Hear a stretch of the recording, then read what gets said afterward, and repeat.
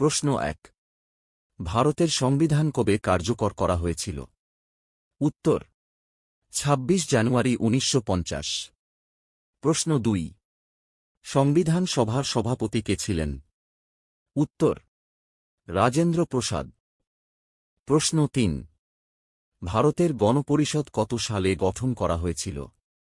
উত্তর ১৯৪৬ সালে। প্রশ্ন ৪। খসড়া কমিটি কবে গঠন করা হয়? উত্তর ২৯ আগস্ট ১৯৪৭ সালে। প্রশ্ন ৫। ভারতের সংবিধান তৈরিতে কতদিন সময় লেগেছিল? উত্তর ২ বছর ১১ মাস ১৮ দিন। প্রশ্ন ৬।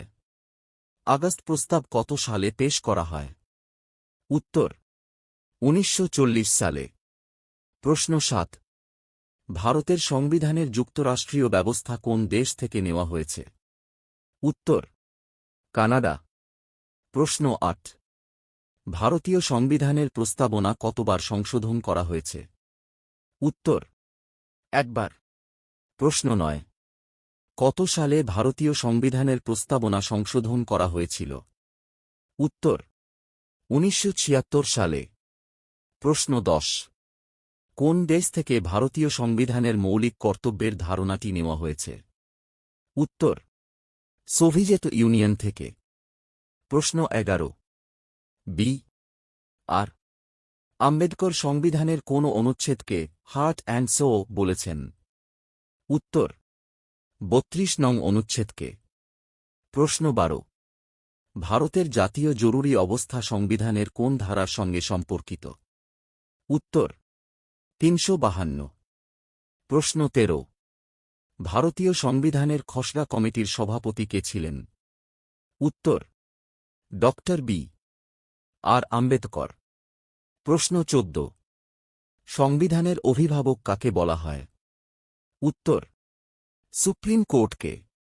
প্রশ্ন ১৫। ভারতীয় সংবিধানের কোন অনুচ্ছেদে অর্থবিল নিয়ে আলোচনা করা হয়েছে? উত্তর ১১০ নং অনুচ্ছেদে। প্রশ্ন ১৭। ড্রাফটিং কমিটি কিসের সঙ্গে যুক্ত? উত্তর সংবিধানের খসড়া রচনার সঙ্গে। প্রশ্ন ১৮। ভারতের প্রথম সাধারণ নির্বাচন পরিচালনা করা হয় কত সালে? উত্তর ১৯৫১-৫২ সালে। প্রশ্ন ১৯। ভারতীয় মূল সংবিধানে মোট কয়টি ধারা ও তফসিল রয়েছে? উত্তর ৪৪৮টি ধারা ও ১২টি তফসিল। প্রশ্ন ২০। ভারতীয় সংবিধানের কোন ধারায় অস্পৃশ্যতা দূরীকরণের কথা বলা হয়েছে? উত্তর ১৭ ধারায়। প্রশ্ন ২১।